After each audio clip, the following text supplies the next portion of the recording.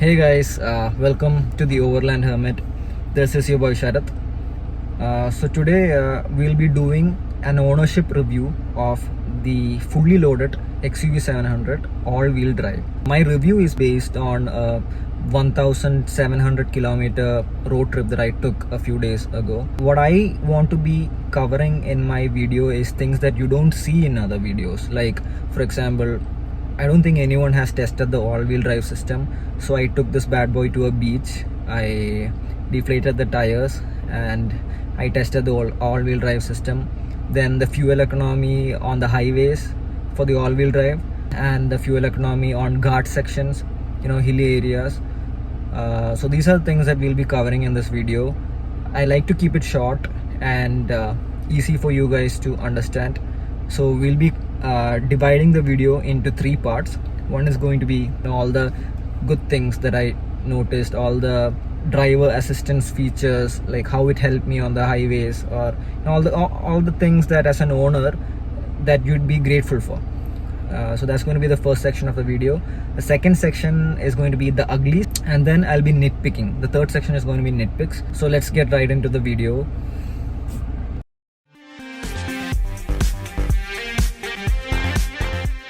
So number one on my list would be ADAS.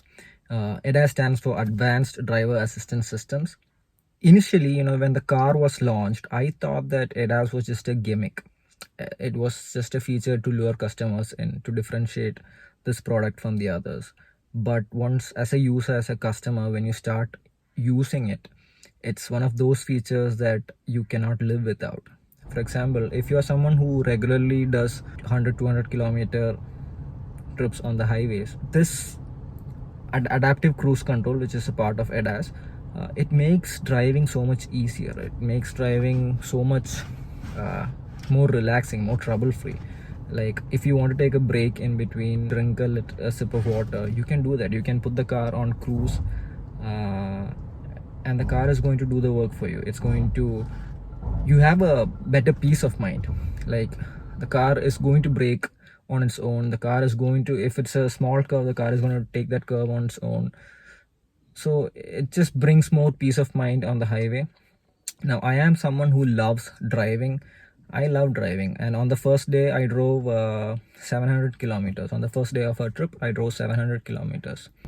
And adaptive cruise control, it made my driving experience more easier, because even though you love driving, there are times when like on long highway stretches, if you're driving on the highways for like 400 kilometer 500 kilometer stretches on the highway, it gets boring. Like you don't have anything to do other than keep your eyes on the road, and just there's nothing to do.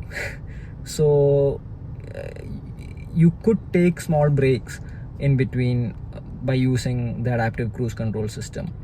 So I'll be including a small clip that I recorded during my trip in this video to show how I used adaptive cruise control system.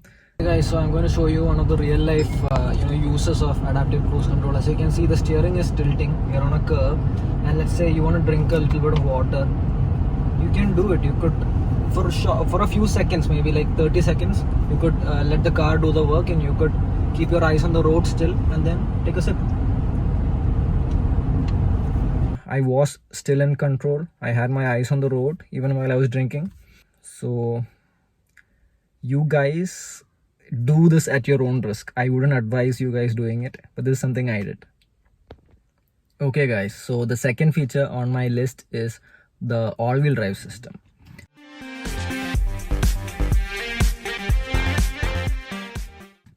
Now under the 30 lakh price tag, you can't find a car that is so good, that does everything, that has the all-wheel drive system, that is luxurious, that has good fuel economy, that has a powerful engine.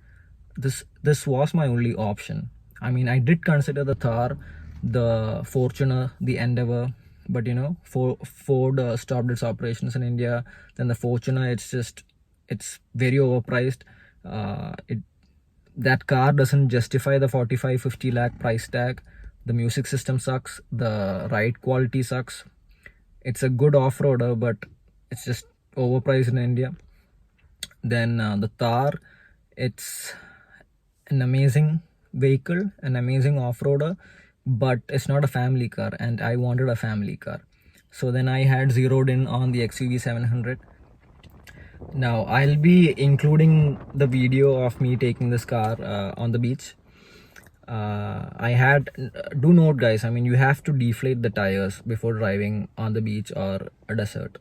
No matter what car you have, even if you have a Land Cruiser, if you don't deflate the tires, you are going to get stuck. So the first thing I did was I deflated the tires, and then this car performed flawlessly on the beach. I was doing, small donuts, little bit of drifting for about half an hour, and I was very happy with my buying decision. I had a car that could do everything, that was very luxurious, that seats 7 people, that has a very good music system, that can drive itself, and then that can pretty much take me anywhere, most places. Yeah, so here's the video for you guys.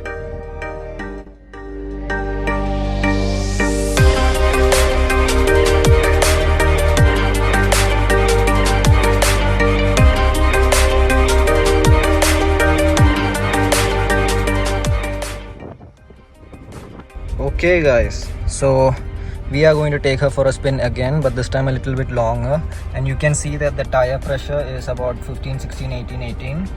So that's a very important factor. You have to reduce the tire pressure when you're going on the sand, or else you will get stuck. And I'm going to engage the rear differential, the all-wheel drive system. You can see that there's a light just popped up.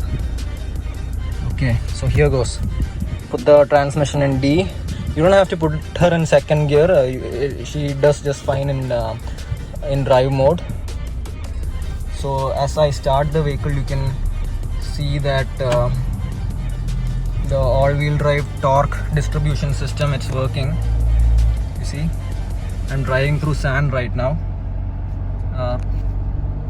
Power is going on to the rear wheels.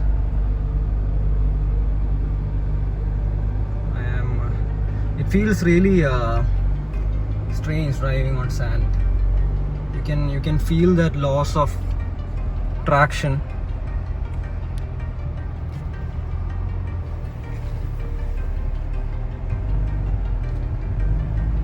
See, you don't have to go full throttle on the sand. You just have to, like crawling is good. If your tire pressure is right, you can crawl through the sand.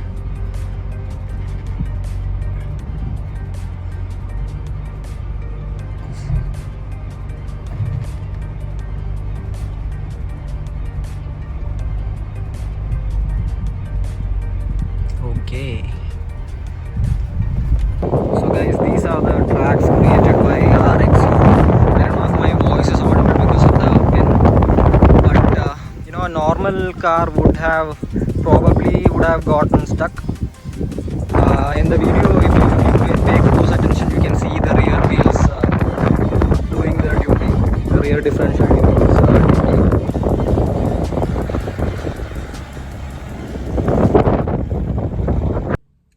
The third good bit of this car is the fuel economy.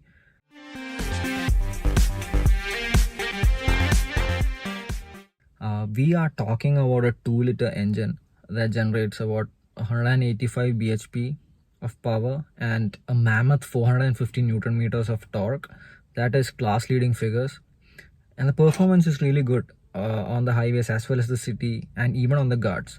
So I did take it through all these 3 sections, and I was pleasantly surprised.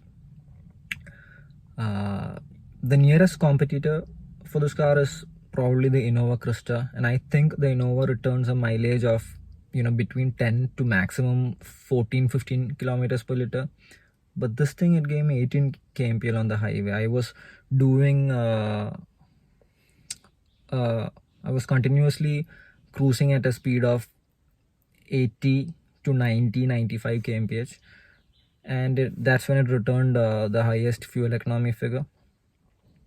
And on the Ghat section, on hilly areas, I resetted the trip meter, I resetted the fuel economy meter, and it returned me an average of 13 kilometers per liter on the Ghats. When you're going uphill, the fuel economy drops to maybe 9.5, 10 kilometers per liter.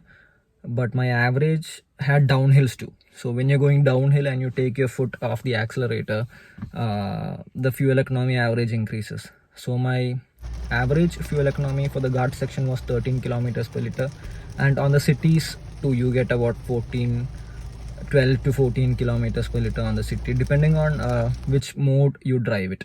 If you drive it in zip mode, there are three driving modes. There are zip, zap, and zoom. Now zoom gives you the highest response, and zip gives you the lowest response. You can feel the difference in all the three modes. The gearing is different, the feedback is different. In zip mode, the car is noticeably laggy, but it's good enough for city traffic, and the gear shifts are early, and as a result you get more fuel economy in zip mode. So right now I'm driving uphill, a couple of hairpin bends, and the vehicle's gearbox is flawless. The best mode to do this is in zoom mode. Zip and zap, you don't get the the gearing is not, you don't get the gearing right. See, in zoom mode, if you want to do overtakes, you get the power right on demand. So yeah, the fuel economy is a strong point of this car. Now let's get to the next point.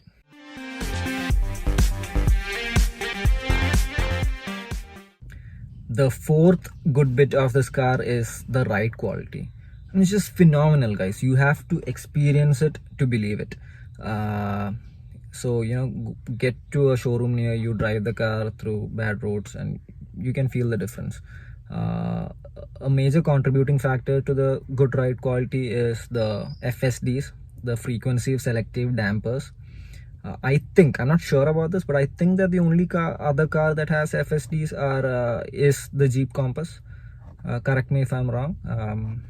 But yeah, this car, it works like magic. The steering is very soft for city traffic, but it weighs up adequately on the highways. I mean, I took this car to about 180 kmph, 170, 180 kmph, and it was stable. It's not like I felt like I was going to lose control.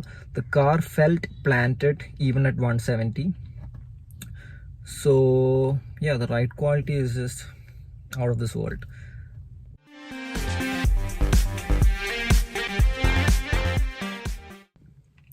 Okay, the fifth good bit about this car is the headlights. The headlights are super bright, guys. I shouldn't be saying this, but let's say the oncoming traffic, the other guy, he's got his high beams on, and if you flash your high beams at him, it's going to give him hell. Is that bright? If the high beam assist is on, then it's a different story altogether. I mean, the other person would literally be blind, I think. Now Mahindra says that the high beam assist works when the car is going over 80 kmph and when there is no oncoming traffic, but I found that feature, it stays on most of the times, even when there is oncoming traffic. Until the other car is very near to you, the high beam assist doesn't turn off. So it's going to give the other person a hard time if your high beam assist is on. But as a driver, as a user, it's an amazing feature to have. It illuminates the road in front of you like daylight. Okay guys, so the headlamp assembly consists of three parts. The first one is the low beams, the normal lights. The second one is the high beams, and the third one on the bottom is the high beam assist.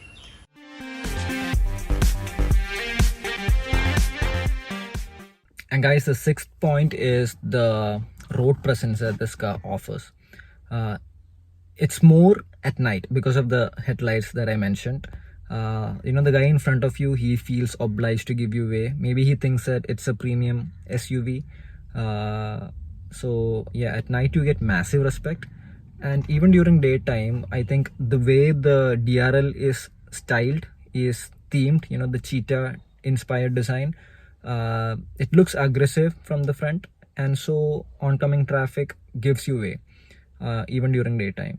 So this car, it has massive road presence, although I feel that you don't get as much road presence as a Harrier, but still it's there is road presence. I mean, coming from the EcoSport, I can definitely feel it. A lot of people give way for this car, and most people don't know that it's a Mahindra. They think it's a premium SUV. uh, most people don't know what the new M logo is all about, and there is no Mahindra written anywhere on the car. So people get confused. People mistake this car for some premium SUV. So that's a good thing.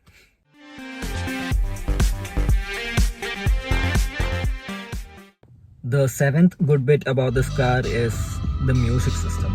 The 12 speaker Sony music system with 3D surround. I mean, it has speakers on the roof as well.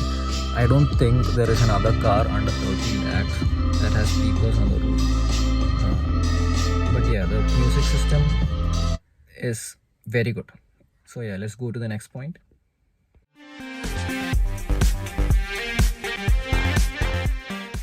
Okay, the eighth good feature of this car is Alexa.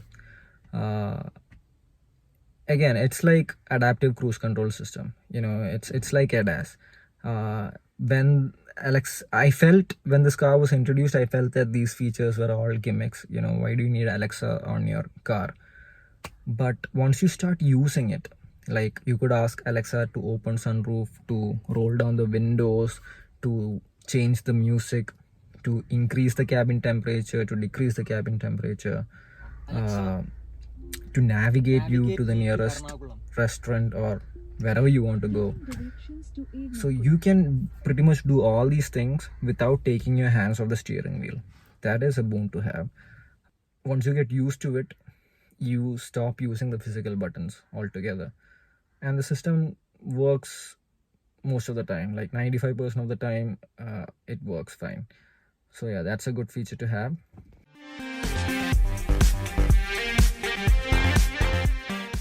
Okay guys, so the last and final good bit about this car that I personally feel is the gearbox. It's not a feature, it's a characteristics of this car. 6-speed gearbox is mated to the 2-liter engine beautifully. As I told earlier, I have tested this car on the highways, on the Ghats section, in the city, off-roading on the beach, and not once did it let me down. I mean, I never felt the need to put it in manual mode and shift up or down. It works flawlessly. And I found myself using the zap mode, the middle one, the zap mode, more frequently. Like even while I'm at the city or on the highway, I rarely change to zoom mode. Zap is just perfectly fine. You get adequate power, you get good fuel economy, everything is pretty decent with zap mode. So yeah, that's the final point. So guys, that brings this video to an end. If you like the content, do like and subscribe. Part 2 is coming up, which is the negatives of the car. Please feel free to comment your feedback. And we couldn't find our luggage because there was no boot light. There was no boot light anywhere on this car.